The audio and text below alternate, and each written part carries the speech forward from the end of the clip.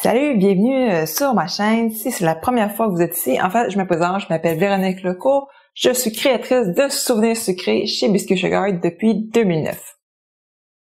Je suis une créatrice de souvenirs sucrés parce que je vous aide à l'aide d'images comestibles à créer des créations sucrées chez vous et aussi avec les tutoriels de biscuits décorés ou encore le cours en ligne, je vous montre comment créer des biscuits décorés et ainsi créer des souvenirs sucrés.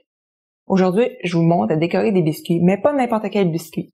C'est des biscuits qui contiennent pas de gluten, pas de produits laitiers, pas d'œufs, pas de soya ou de légumineuses en général.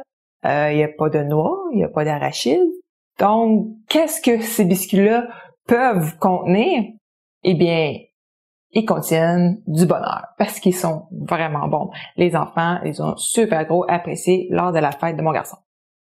À l'automne dernier, j'avais fait une version de mon biscuit au sucre au chocolat qui était sans gluten, sans produits laitiers, mais il contenait des œufs. On m'a envoyé plusieurs messages me demandant de faire une recette sans œufs.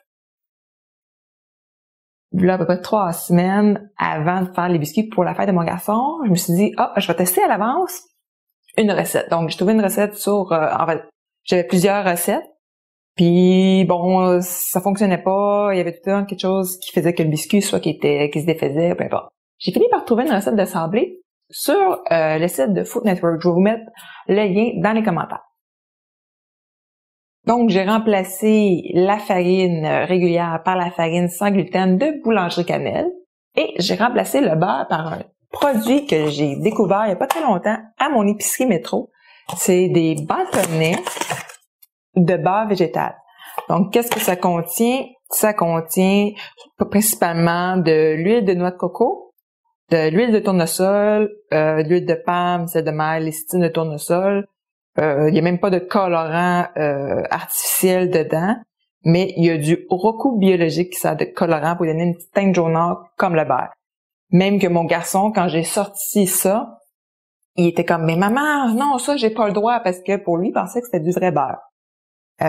Il devient mou beaucoup plus vite que le beurre traditionnel. Donc, présentement, il vient de sortir du frigidaire et je peux déjà comme l'écraser facilement. Donc, au bout de quelques minutes, il est déjà prêt à être utilisé dans votre batteur sur socle. Je vous mets le lien de la recette sous la vidéo. J'ai fait à peu près 4 ou 5 batchs de recettes pour la fête de mon garçon, puis ça foirait toujours.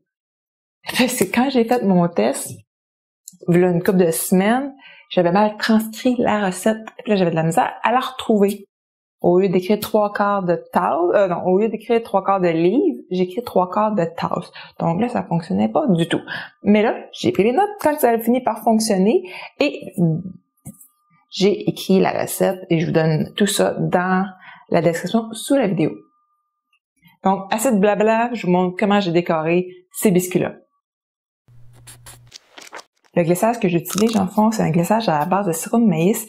Il est dans mon guide gratuit, je donne la recette, vous pouvez le télécharger. Donc, c'est une recette qui contient de l'eau, du sirop de maïs, du sucre en poudre, puis de la saveur à votre choix. C'est sûr que cette glace-là est moins précise qu'une glace royale. Mais par contre, ça permet à ceux qui ont justement des allergies aux œufs de pouvoir avoir de super bons et beaux biscuits. On va commencer par faire le contour du biscuit. Bon, comme c'est une carte au trésor, pas besoin d'avoir des contours droits. Une carte, c'est toujours un peu imparfait. Vous pouvez faire le contour rapidement.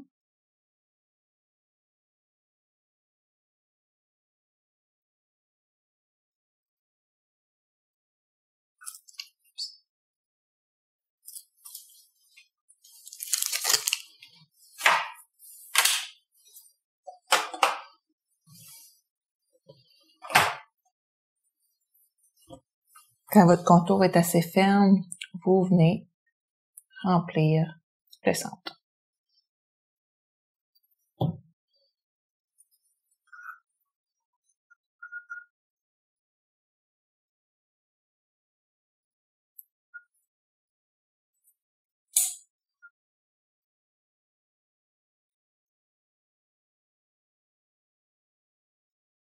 Faites attention, c'est une pâte à biscuit qui est plus fragile que le biscuit que j'utilise habituellement.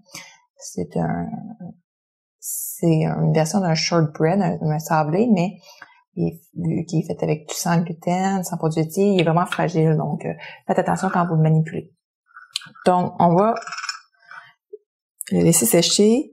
Habituellement, pour aider au glaçage à s'aplatir, je prends le biscuit à mes mains, puis je donne 2-3 petits coups sur ma surface de travail, mais faites pas ça avec ce biscuit-là, sinon il va craquer.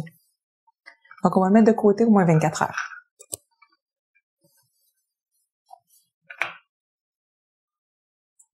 Au bout de 24 heures, le biscuit est assez sec pour peindre dessus les détails, mais il n'est pas encore assez sec pour être emballé ou mangé. J'aime mieux attendre 48 heures pour cette glace au sirop de maïs pour être mangée. Donc, ici, j'ai un tout petit pinceau que j'ai pris chez Kitchen Jukebox. Il y a un petit angle, je trouve que ça l'aide pour aider à bien peinturer. Donc, vous y allez comme vous voulez. Moi, je vais y aller avec un petit X.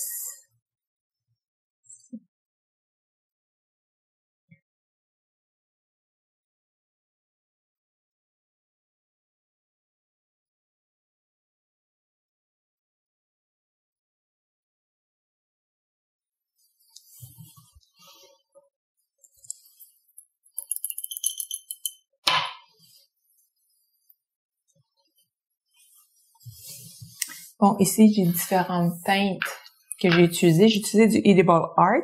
Ici, c'était du brun pur, si je peux dire. Ici, j'ai rajouté du blanc pour atténuer un peu la couleur. Ici, dans le vert, c'était du vert lime un peu que j'avais vert menthe. J'ai rajouté du noir pour le foncer. Ici, c'est du noir avec du blanc pour atténuer un peu. Je trouvais ça un peu foncé pour peindre. Donc, on va y aller avec les petites montagnes.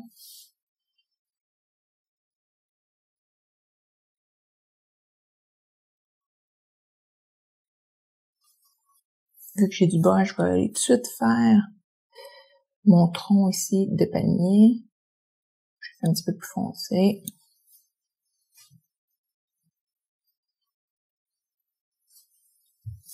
Ensuite, je vais y aller avec un petit peu de bleu. Petite bague.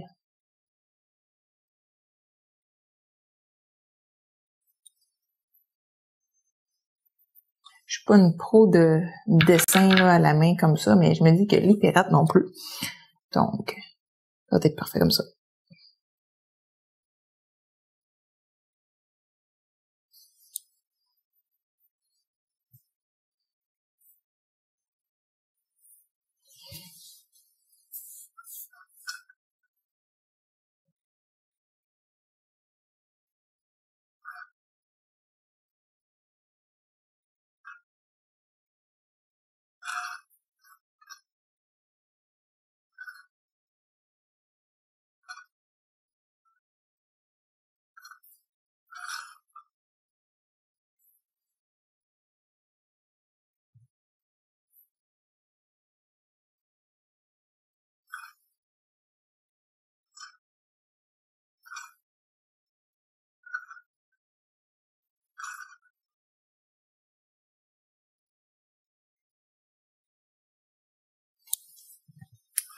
Et vous allez laisser ça sécher quelques instants avant qu'on vienne antiquer le biscuit en général.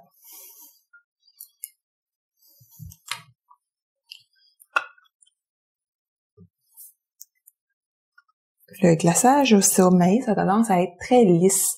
Les poudres de couleur ont tendance à pas vraiment adhérer dessus. Donc, ce que je vais faire pour lui donner un petit côté antique sans devoir prendre plein de colorants, j'ai un pinceau sec ici. Ici, dans mon centre, je m'y mets un colorant naturel brun de Roxy Rich. Si vous voulez plus foncé, vous pouvez le mélanger avec du Fondos noir, par exemple. Donc là, dans le fond, on va venir antiquer notre biscuit. Ce qu'on va faire, on va prendre de l'alcool clair. Je vais m'en mettre dans un petit contenant.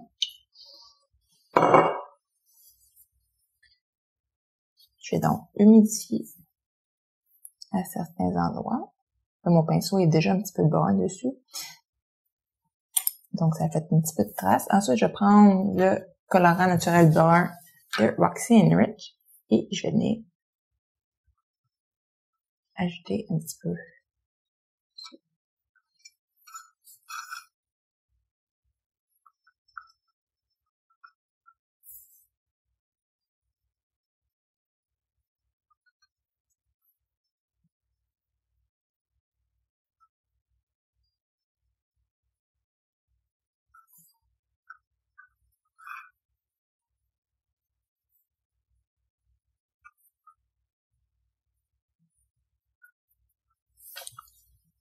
Donc, vous avez votre carte au trésor pour vos petits pirates.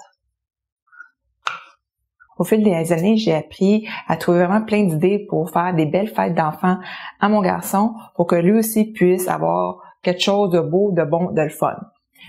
Dans les commentaires, si vous avez à gérer des allergies alimentaires, écrivez-moi, je vais pouvoir vous donner des petits cues comment réaliser des fêtes pour vos enfants. N'hésitez pas à partager à vos amis, surtout ceux qui ont des intolérances, des allergies à gérer à la maison. C'est toujours le fun d'enfin découvrir de nouvelles recettes et de nouvelles options. Sur ce, je vous dis à bientôt!